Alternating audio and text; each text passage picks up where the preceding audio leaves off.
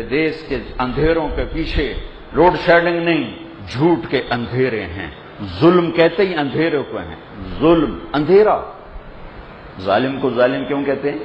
کہ جیسے اندھیرے میں نظر نہیں آتا کدھر جاؤں ہے، کھبے پاس سے سجے پاس سے، تو ظالم کو نظر نہیں آتا کہ میں کیا کر رہا ہوں، وہ اندھیروں میں ہوتا ہے، اندھیروں میں ہوتا ہے۔ اس لیے ظلم کو ظلم کہا جاتا ہے کہ یہ اندھیرا ہے، دل کا بھی اندھیرا ہے اور آنکھوں کا بھی اندھیرا ہے۔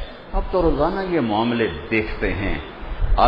آج آپ جاوید صاحب دوسروں کی فائل اٹھا کے جا رہے ہیں، اللہ کی قسم کل یہ اپنی فائل اٹھائے ہوں گے۔ آج صفدر صاحب اوروں کی فائل چیک کر رہے ہیں اور ایک دن ان کی اپنی فائل چیک ہو رہی ہوگی۔ آج طارق جمیل اوروں کو واز کر رہا ہے، ایک دن اس کے فائل اس کے ہاتھ میں ہوگی۔ وَكُلَّ إِنسَانٍ أَلْزَمْنَاهُ طَائِرَهُ فِي عُنُقِهِ وَنُخْرِجُ لَهُ يَوْمَ الْقِيَامَةِ كِتَابًا يَلْقَاهُ مَنشُورًا اقْرَأْ كِتَابَكَ كَفَىٰ بِنَفْسِكَ الْيَوْمَ عَلَيْكَ حَصِيبًا۔ ہر انسان کی فائل گردن میں ہوگی اور اللہ اس کو یوں ڈسپلے کرے گا۔ وکیل صاحب، یہ آپ نے ایک جھوٹا مقدمہ لڑا تھا، آپ کو پتا تھا یہ ظالم ہے، یہ مافیا ہے، آپ نے اس کے لیے دلائل قائم کیے تھے، آج آپ حساب دیں۔ جج صاحب، یہ آپ نے پیسے لے کے غلط فیصلہ کیا تھا، آج آپ حساب دیں۔ جج صاحب، یہ آپ کا قلم بکا نہیں تھا، آپ نے صحیح فیصلہ کیا تھا، آج میں قیمت لگاتا ہوں۔ وکیل صاحب، آپ نے اپنے بچوں کو نہیں دیکھا تھا، آپ نے میرے دین کو دیکھا تھا، آج میں قیمت لگاتا ہوں۔ اب یہ قلم آپ کے ہاتھ میں ہے، اللہ کو بیچو یا ان ظالموں کو بیچو، اللہ کا اثر لو یا ان ظالموں کا اثر لو۔ جی میرے اوپر پریشر ہے، جی میرے اوپر پریشر ہے، مجھے پتا ہے آپ بے گناہ ہیں، میرے اوپر پریشر ہے۔ ایک اللہ کا پریشر ہے، ایک اللہ ہے، اللہ لا الہ الا هو الحی القیوم لا تأخذه سنة ولا نوم له ما في السماوات وما في الأرض من ذا الذي يشفع عنده إلا بإذنه يعلم ما بين أيديهم وما خلفهم ولا يحيطون بشيء من علمه إلا بما شاء وسع كرسيه السماوات والأرض ولا يؤوده حفظهما وهو العلي العظيم الله الذي رفع السماوات بغير عمد ترونها الله يبدأ الخلق ثم يعيده الله يعلم ما تحمل كل أنثى وما تغيض الأرحام وما تزداد هو الله الذي لا إله إلا هو عالم الغيب والشهادة عالم الغيب والشهادة الكبير المتعال قل هو الله أحد اللہ الصمد لم یلد ولم یولد ولم یکن له کفوا احد۔ اگر آپ نے اتنی بڑی ذات کا پریشر نہیں لیا تو ان 4 دن کی زندگی لے کر آنے والوں کے پریشر کی کیا حیثیت ہے؟ زمین آسمان کے شہنشاہ پر اگر آپ نے بھروسہ نہیں کیا تو کیا پڑھا ہے، کیا سیکھا ہے، کیا لکھا ہے، کیا بیچا ہے؟ ہاں آئے گا ایک دن۔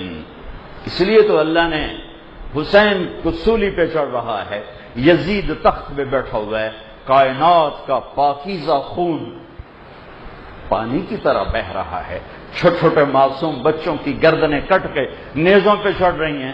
کیوں؟ اللہ ستا پہ ہے، انہیں پتہ نہیں لگا ہویا کہ یہ لا تحسبن اللہ غافلا عما يعمل الظالمون انما يؤخرهم ليوم تشخص فيه الابصار مهطعين مقنعي رؤوسهم لا يرتد إليهم طرفهم أفئدتهم هواء۔ ان یزید کے لشکروں کو بتاؤ میں غافل نہیں ہوں، میں تمہارے ظلم سے غافل نہیں ہوں۔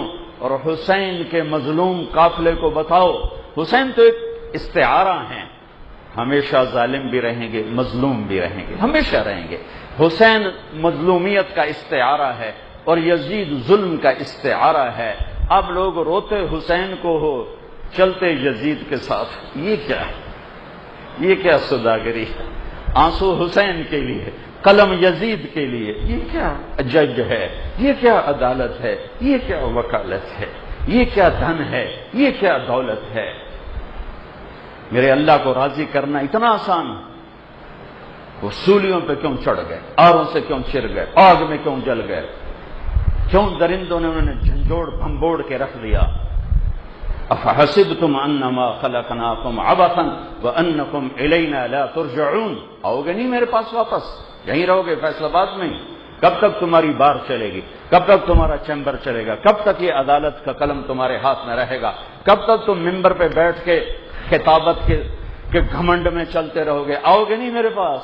ہاں، لا تحسبن اللہ غافل، غافل نہیں ہوں، حسین کا سر کٹا ہے دیکھ رہا ہوں، یزید فرعون بنا ہوا ہے دیکھ رہا ہوں، ایک دن آئے گا وامتازوا اليوم ایھا المجرمون، آج مجرم الگ ہو جاؤ، محرم الگ ہو جاؤ، آج میرے ادھر آؤ، نافرمان ادھر جاؤ، آج پتہ چلے گا کہ کون عزت دار ہے، کون ذلیل ہے، کون پروٹوکول والا ہے اور کون جیل کا قیدی ہے۔ یہ فیصلہ اللہ نے آگے رکھا ہے، یہاں کچھ نہیں کرا۔ حرام روٹی کھاؤ، منہ کا ذائقہ وہی، حلال کھاؤ، منہ کا ذائقہ وہی، چوری کا مال کھاؤ، منہ کا ذائقہ وہی، اپنی محنت کی کمائی کھاؤ، منہ کا ذائقہ وہی۔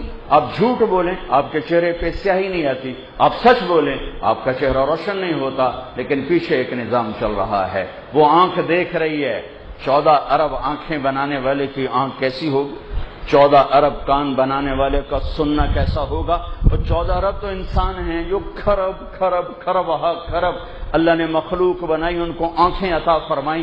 جو اتنی آنکھیں بنانے والا ہے اس کا دیکھنا کیسا ہے، جو اتنے کان بنانے والا ہے اس کا سننا کیسا ہے، جو اتنی کائنات کا نظام چلانے والا اس کی طاقت کیسی ہے، جو ساری کائنات پر نظر رکھنے والا اس کی قدرت کیسی، اس کی شہنشاہی، اس کا جلال، اس کا جبروت، اس کی ہیبت، اس کی ہیمنت، اس کی جنت، اس کی دوزخ۔